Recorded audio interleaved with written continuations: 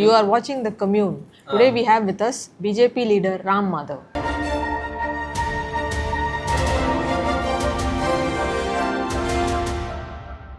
Sir, you spoke about social media freedom and freedom of expression and everything like that.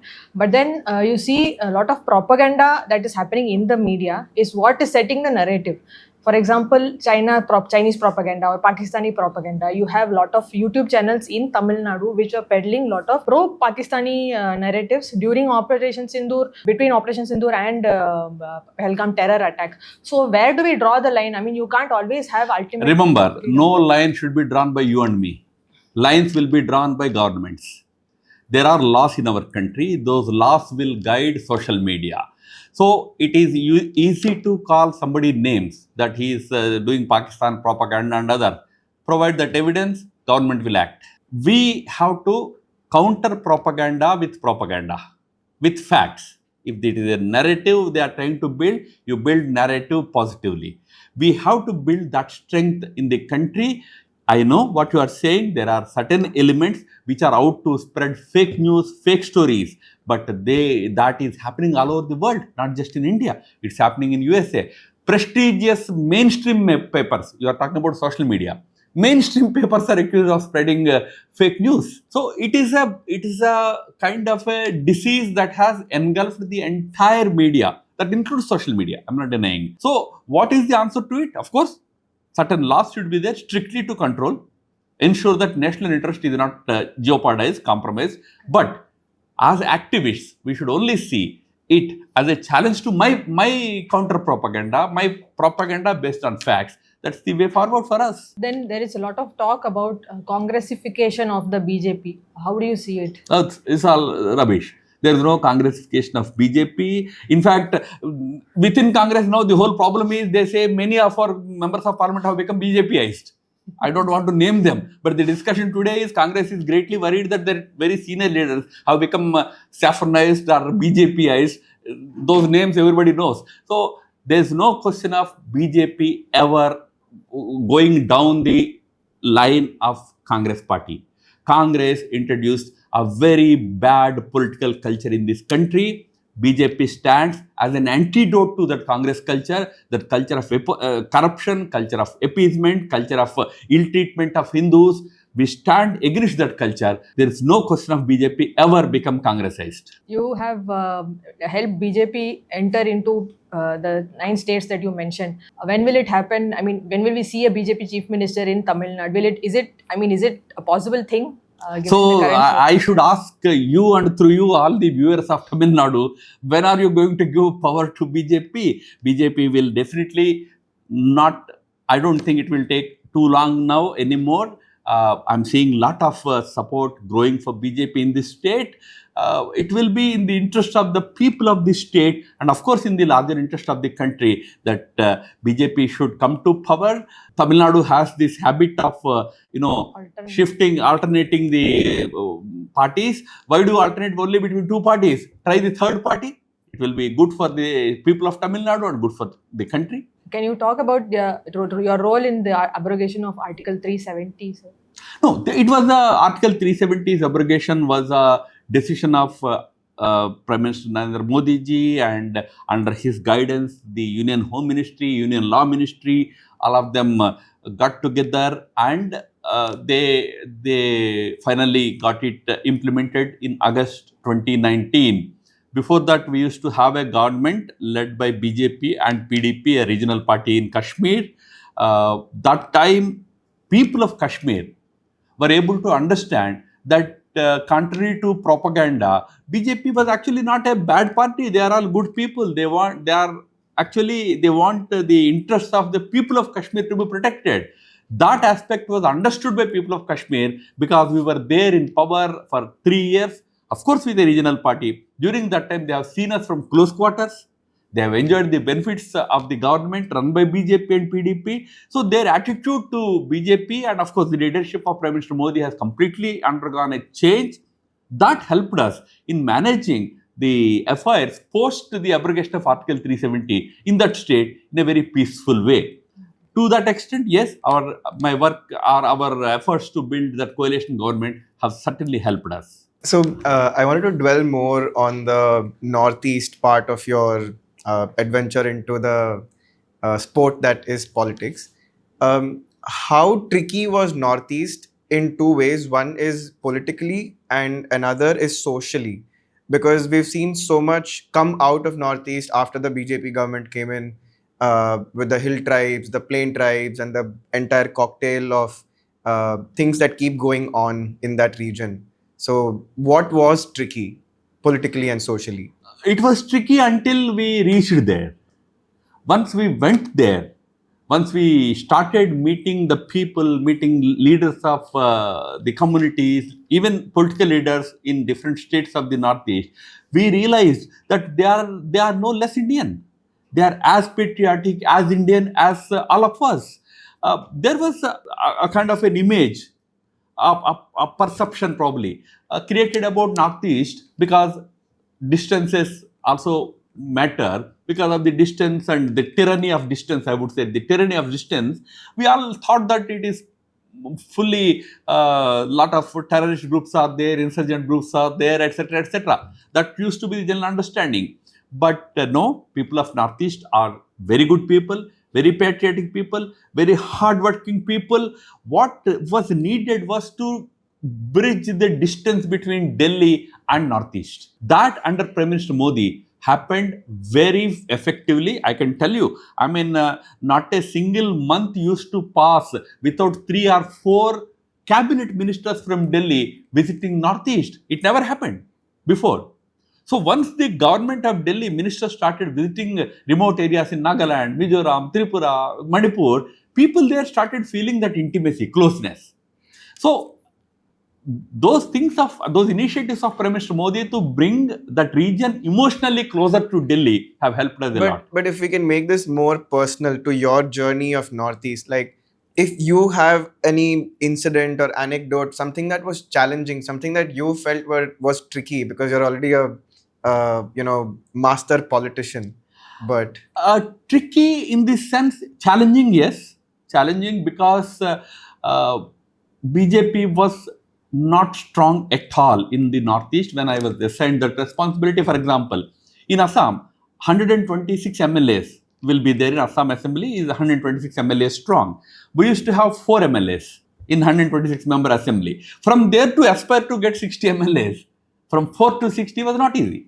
But we decided that no, we should get into power here. So first state to fall in BJP's kitty was Assam in 2015.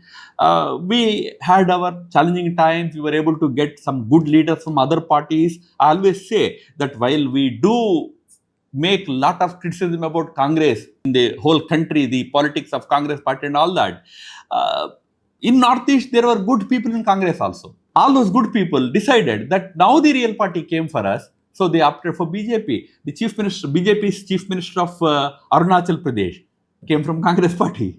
The BJP's chief minister in Assam came from Congress party. The BJP's chief minister in Manipur came from Congress party. The BJP's deputy chief minister in Nagaland came from Congress party. I'm not giving certificates to Congress party. I'm giving certificate to those individuals. And we were able to identify them. We found them to be the people really who have mass following, but also who have the good of the country, good of the state in mind. So we were able to locate them. We were able to bring them on our side. That has helped. That part was definitely challenging. I mean, it's not easy to locate leaders and bring them to your side. So it was a very fantastic journey. What is it like on the other side? Because for a common man, we see the reports on the media that it's time for resorts.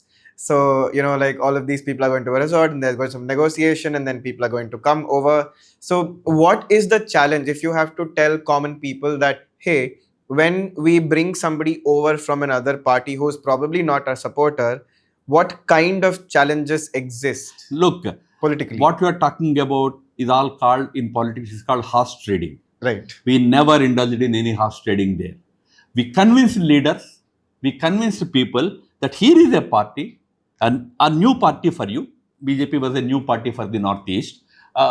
You should see us. I mean, you should see a leader like Prime Minister Modi and give him a chance. We talked to them, we convinced them, and we brought them. We never ran any camps and all. And as you know, Northeast has different kinds of religions. There are states which are 98% Christian. Nagaland and Mizoram are 98% Christian. Arunachal Pradesh is close to 50% Christian. Meghalaya is 70% Christian. So in those states, there were apprehensions about BJP. We had to convince them that, look, who is contesting in the name of BJP? Your own person. Right. He is a good Christian. In fact, I still remember, since you wanted to know the anecdotes, I can give you a very funny anecdote. One very senior leader, who is a very senior leader in Nagaland now, when he joined BJP from Congress, he wanted me to come to his village for campaigning. Assembly elections were being held. I went. So before me, he spoke. He said, you see, people say BJP as a Hindu party. You don't know what is BJP. It is Bharatiya Jesus party. So people clapped. People thought, then he explained why he is saying that. You see, I am a good Christian. Right. Now today BJP has made me the leader. Right. So that is how we convinced people. We never used any wrong methods, like, in Karnataka and Tamil Nadu and Andhra Pradesh, we know that buses and camping, taking them to Goa and all that. Yeah, no, we see it was not needed. Politics in the northeastern region is very fair politics. I just add one more thing here. Whether we politically agree or not agree, even leaders of other parties in those states, including, traditional old Congress leaders, they were also thorough patriots. Because when we were not there, they were holding the national flag there. Right. In most difficult circumstances, when there was insurgency, there was terrorism, there was China, there were others playing politics, these people stood up and held the national flag high. We should have that respect for every old timers I'm talking about. Today, there also politics have changed. If I can sort of segue into what will it take for the northeastern region to be fully socially integrated, in the sense that now I am in Chennai and my travel generally includes probably Bombay or Delhi or something like that. But we hardly see any pop culture make way into our lives or in our conversations. We don't hear so much about the northeastern region. What will it take for India to really truly integrate the northeastern region with the best of universities or some maybe the greatest of theme parks, or I don't know, because they're already leading in music. We see some great music festivals happening in the Northeast, but that's about it. Northeast has advanced tremendously in the last many years, many decades also, but in the last 10 years especially. Yes. We have given them many very advanced educational institutions. There are IITs, there are IIMs, there is AIMS today in Guwahati. So infrastructure has developed tremendously. Government has done extremely, enormous work in that region to create good physical infrastructure, educational infrastructure, health infrastructure. Today, more than 20 airports are operational in the Northeast, a small region. So, government has done its bit. Political parties have done its bit to create that kind of development in that region. What people like you and me have to do is now to do our part, whether it is right. Kashmir or it is Northeast. Now, people of the rest of the country have to go frequently to those places and tell those people that we are all one. But what if we don't have an incentive? No, a lot of incentives. For example, government employees get special leave travel, LTC they call it. Leave travel facilities, they can travel by air to right. If they want to go to Northeast. If they want to go to Ujjain or Varanasi, they have to go by train. But for Northeast, government allows you air travel. There are incentives by the government, but Indian people should not always look for what the government will give me to go to Northeast. If you want to feel, if you want Northeasterners to feel more emotional integration, we have to go, we have to hug them, we have to tell them that you are a part of 140 crore Indians, 1.4 billion Indians. Is it because we don't know that Northeast history is so connected to the rest of India's history, in the sense that the Ahom kingdom, for example, which existed in the Northeast, one of the greatest kingdoms that India has seen, but not so many Indians know about it. Is that one of the reasons? May I ask you, today, a large number of, in millions, our people are going to Vietnam. Do they know right. Vietnam? Do they know Vietnam history? No. You go to Phuket, you go to some other place in Thailand. Do you know what is Thailand? No, it's not about that. Somehow your backyard you are ignoring.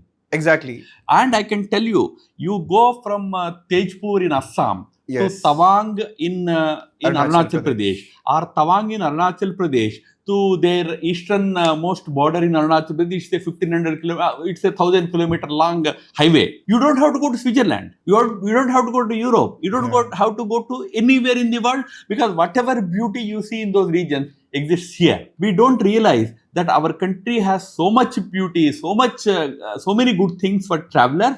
We have to go, but beyond that, I say something. Beyond that it is now, we wanted government to do so many things in Kashmir to create that integration. We wanted government to do so many things in Northeast to create that integration. Government has done its bit. Yeah. Now it's our bit we have to do. We have to go and visit there. When you have next holiday, go to Northeast. When you have next pilgrimage, go to Northeast. Next honeymoon, go to Northeast. You may ask, there won't be next honeymoon. There's no rule that you can't go again, but same couple has to go, but you go again. Go to different states, travel there. So that is how we have to integrate with the people. Emotional integration has to be enhanced. But I can tell you, people of Northeast are fully integrated with the rest of the country. I can give you my example. I one day went for a campaign, and my campaign village was right on Myanmar border. Right. And Myanmar border village has a big BJP flag, means where BJP is there India is there. So we are able to take India to the last village of our country. That's how we created political integration. It's a great achievement. With this last question, I end. This is a personal question again. In one of these ceremonies where the founder of NVIDIA was addressing students, he said that if I have to wish something upon you, I wish a lot of suffering, because suffering is what is going to shape you. He meant it positively. So if I may ask, what kind of suffering has shaped you into this person that you are today, inspiring so many others? If something comes to your mind immediately. I never looked at anything as suffering, everything as, I always looked at everything as challenge. You see, anything you do, the first and foremost requirement for you to be successful is you should have passion. It's not just a profession for you. I'm not a professional politician. I hate that word. And nowadays, of course, you have colleges that train politicians. But you can't create a professional politician. You only can create a passionate politician. You have to be passionate about what you are doing. I had it as my passion. So I could see challenges also as a kind of an opportunity that we can overcome. That doesn't mean I'm the only person. I have seen in my experience in the last so many years, so many such passionate people. You know, when I say that we had a BJP flag in the remotest village, there 20 years before me, one Vanvasi Karanashram leader went. He had no politics. He had no knowledge of the terrain, no knowledge of the language. He was a vegetarian guy. And there you won't get anything vegetarian. Yeah. Yet he went there to tell people that we are all Indians. Right. So that passion which took people to those remotest corners, that itself inspired me. 20 years before me, somebody did this work. You didn't think about the money, like how will you earn money, how will you make a big career, because you must have been young when you came into the political space. Oh yeah, of course. This we chose. That's why I said this is a passion for me. But those questions came to you. How will you build a career? When I decided to become an RSS Pracharak, that time I decided that yes, I work for the country. Right. Other things are secondary. Right. Thank you, sir, for your time so much. Thank you.